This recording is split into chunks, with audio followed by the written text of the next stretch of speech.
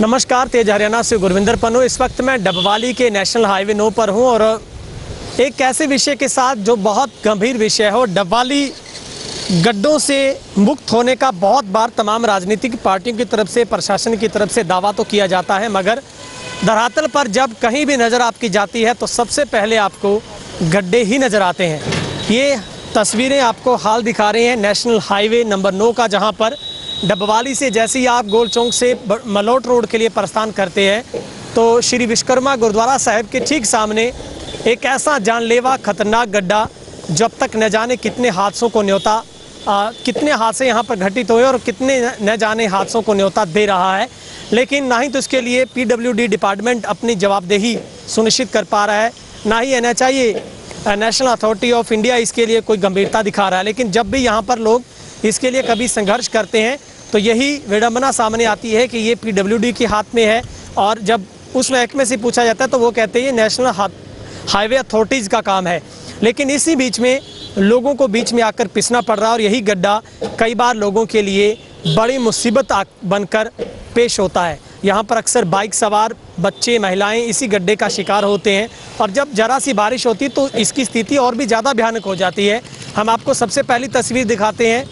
हालांकि देश में बड़ी तेज़ी के साथ हाईवे का बड़ा निर्माण हो रहा है, लेकिन हाईवे पर जहां पर लोग टोल टैक्स कटवाने के बावजूद भी सेफ नज़र नहीं आते हैं।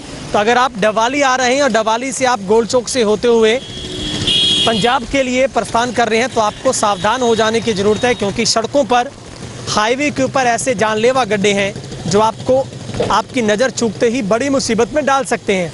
तस्वीरों में हम दिखा रहे हैं। दूसरी तस्वीर मैं आपको दिखाऊंगा जहां पर पुल स्टार्ट होता है, जहां से हरियाणा का पंजाब के साथ कुछ ही सेकंडों में मिलन हो जाता है, लेकिन पुल उतरते भी सुखद नहीं होता है, क्योंकि जैसे ही आप पंजाब से उतरकर हरियाणा की तरफ एंटर करते हैं तो आगे भी आपका गड्ढों से ही स्वागत होता है, क्योंकि यहाँ पर जितना पैच वर्क का कार्य था वो पूर्ण तरीके से ख़राब हो चुका है और जहाँ पर लोगों को जहमत ही उठानी पड़ती है। और यहाँ पर तमाम जितने भी सबसे बड़ी यहाँ की जिम मार्केट इसी हाईवे के दाएँ बाएँ पूरी मार्केट है और यहाँ पर बड़ी संख्या में रोज़ाना हज़ारों जो लोग अपने गंतव्य की ओर इसी हाईवे से आना जाना करते हैं हरियाणा पंजाब के लिए।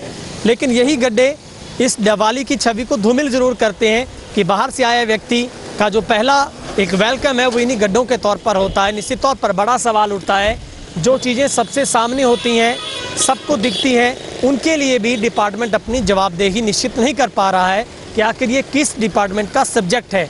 हम इसके लिए पूरी पुरजोर मांग करते हैं प्रशासन से कि कम से कम डबवाली की गलियां गड्ढा मुक्त नहीं हो सकती तो हाईवे को तो गड्ढा मुक्त जरूर किया जाना चाहिए। ट्राली इन्ने उल्टे है, जानलेवा भी हो सकती थी। कई बार असीं दवा आके एक्सीडेंट हो जाता है, असीं आसे पासे दुकानदार आके दवा उन्होंने उठाने हैं तो कई बार हॉस्पिटल जाना पिया। एक दो एक्सीडेंट तो इतने ज़्यादा हो गए थे तो यह जल्दी तो जल्दी सुधार किया जाए। इन्होंने कम से कम 1 साल ही हो गया जी, 1 साल हो गया तो बुरा हाल है इतने। तो बारिश तो होर भी मुश्किल हो जाती है। तो बारिश का भी नहीं पता लगता, चांचक गड्डी आती है तो पटाक अंदर चली जाती है तो बहुत बुरा हाल हो जाता है, बहुत बड़ा नुकसान हो सकता है। इससे तो जल्दी तो जल्दी सुधार किया जाए। जैन साहब कब से समस्या देख रहे हैं सर? ये लगभग 1-1.5 साल से गुरविंदर जी समस्या है। वैसे पूरा शहर ही गड्ढा युक्त हो चुका है और इसको गड्ढा मुक्त करने की बहुत ज़रूरत है। और ये खड्डे तो आपको दिखाई दे रहे हैं, वो सड़क इस तरीके से बैठी हुई है गुरविंदर जी की सामने को नज़र नहीं आता। आप पुल से देखते हैं गाड़ी लगभग 100 की स्पीड से आती हैं और जो लोडेड होते हैं ना व्हीकल, जैसे तूड़ी की ट्राली हो गई या बड़े ट्रॉले हो गए, तो वो यहाँ से नीचे गिरते हैं तो एकदम से पटाख से उनको उछलती हैं गाड़ियाँ, तो कई बार वो कट मारने की कोशिश करते हैं। तो जो साथ चल रही कोई व्हीकल चल रहा है, 2 व्हीलर चल रहा है, तो बड़ी बार जैसा कि जैन साहब बता रहे थे कि एक्सीडेंट होते होते बचा और ख़ुद भी हमने उठाया है। तो हमारी प्रशासन से, सरकार से ये मांग है कि किसी निर्दोष की जान जाने से पहले, किसी का घर उजड़ने से पहले इन खड्डों को जल्दी से जल्द भरवाया जाए। ठीक है सर। जी सर। हेमराज जी बाय। करीब 1.5 साल तो ਅਸੀਂ खड्डे देखते आ रहे हैं जी। चौंक ਤੇ ਪੁਲ ਦੇ ਵਿਚਾਲੇ ਇੱਕੋ ਇੱਕ ਡਿਵਾਈਡਰ ਹੈ ਜਿਹੜਾ ਆਪਣਾ ਹੈਗਾ ਵਿਚਾਲੇ ਜੀ, ਜਿੱਥੋਂ ਆਪਾਂ ਨੂੰ ਵੱਡੇ ਸਾਧਨ ਜਾਂ ਛੋਟੇ ਸਾਧਨ ਯੂ ਟਰਨ ਵੀ ਲੈਂਦੇ ਆ। ਇਹ ਸਾਹਮਣੇ ਸਾਰੇ ਗੁਰਦੁਆਰਾ ਸਾਹਿਬ ਹੈ ਜੀ, ਜਿੱਥੇ ਸੰਗਤਾਂ ਆਉਂਦੀਆਂ। ਜਦੋਂ ਬਾਰਿਸ਼ ਹੁੰਦੀ ਹੈ ਉਦੋਂ ਸਾਨੂੰ ਪਤਾ ਨਹੀਂ ਲੱਗਦਾ ਕਿੱਥੇ ਟੋਇਆ ਕਿੱਥੇ ਨਹੀਂ। ਇੱਥੇ ਪਾਣੀ ਸੀਵਰੇਜ ਦੀ ਵਿਵਸਥਾ ਖਾਸ ਵਧੀਆ ਨਹੀਂ, ਜਿਹਦੇ ਕਰਕੇ ਇੱਥੇ ਪਾਣੀ ਜ਼ਿਆਦਾ ਖੜਾ ਹੋ ਜਾਂਦਾ ਹੈ। ਜਿਹੜਾ ਵੀ ਕੋਈ ਸ਼ਰਧਾਲੂ ਮੱਥਾ ਟੇਕਣ ਆਉਂਦਾ ਉਹ ਵੀ ਡਿੱਗਦਾ ਜੀ। ਜੇ ਕੋਈ ਯੂ ਟਰਨ ਲੈ ਕੇ ਆਉਂਦਾ ਗੱਡੀਆਂ ਆਮ ਪਲਟਦੀਆਂ ਰਹੀਆਂ ਇੱਥੇ ਸਾਡੇ ਮਤਲਬ ਐਂਬੂਲੈਂਸ ਵਾਲਿਆਂ ਨੂੰ ਵਿਚਾਰਿਆਂ ਨੂੰ ਇੱਕ ਤਾਂ ਇੱਥੇ ਗੱਡੀ ਲਾਉਣੀ ਪੈਂਦੀ ਹੈ ਵੀ ਇੱਥੋਂ ਕੋਈ ਨਾ ਕੋਈ ਡਿੱਗਦਾ ਹੈ, ਡੇਲੀ ਦਾ ਕੰਮ ਹੈ, ਉਹਨੂੰ ਚੱਕ ਕੇ ਲਿਜਾਣਾ ਪੈਂਦਾ ਹਸਪਤਾਲ। ਸਾਡੀ ਸਰਕਾਰ ਤੋਂ ਮੰਗ ਹੈ ਜੀ ਇਹਨੂੰ ਚੰਗੀ ਤਰ੍ਹਾਂ ਇਹਨੂੰ ਠੀਕ ਕਰਵਾ ਕੇ ਚੰਗੀ ਤਰ੍ਹਾਂ ਨੂੰ ਭਰਾਇਆ ਜਾਏ, ਖੱਡਾ ਸਹੀ ਕੀਤਾ ਜਾਵੇ। ਅਸੀਂ ਕੋਸ਼ਿਸ਼ ਕੀਤੀ ਸੀ ਰਲ ਕੇ, ਦੁਕਾਨਦਾਰਾਂ ਨੇ ਸਭ ਨੇ ਰਲ ਕੇ ਇਹਨੂੰ ਬਣਾਉਣ ਦੀ ਕੋਸ਼ਿਸ਼ ਵੀ ਕੀਤੀ ਸੀ, ਬਣਾਇਆ ਵੀ ਸੀ, ਪਰ ਜੋ ਬਾਰਿਸ਼ ਹੁੰਦੀ ਹੈ ਜੀ ਤੁਹਾਨੂੰ ਪਤਾ ਹੈ ਉਹ ਨਹੀਂ ਟਿਕਦਾ ਇਹਦੇ ਉੱਪਰ ਜਿਹੜਾ ਸਿਸਟਮ ਹੈ। ਤਾਂ ਇਹ NHA ਨੂੰ ਜਾਂ ਸਰਕਾਰ ਨੂੰ ਸਾਡੀ ਇਹੀ ਮੰਗ ਹੈ ਵੀ ਇਹਨੂੰ ਸਹੀ ਕੀਤਾ ਜਾਵੇ ਤਾਂ कि लोगों को कोई परेशानी ना हो। जो अच्छी तरह से होनी चाहिए थी रिपेयर वो नहीं हुई है, और हर बार यहाँ पे खड्डे बनते रहते हैं और बिन बरसात के खड्डे बनते हैं इस यहाँ पे, और आसपास के दुकानदार इनकी हेल्प करते हैं और उठाते हैं और उनकी दवा पानी करते हैं। लेकिन सरकार पता नहीं क्यों नहीं महकमा क्यों नहीं इस और ध्यान दे रहा।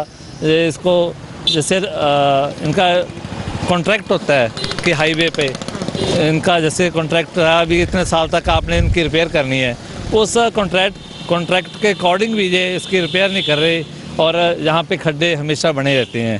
और हमें दिक्कत बहुत आती है। जैसे पहला कट है, जैसे आप उतरोगे ना पुल से, ये पहला हाँ यू टर्न के लिए पहला कट है और जहाँ पे हमेशा भीड़ बनी रहती है और ट्रैफिक ज़्यादा होता है हमेशा।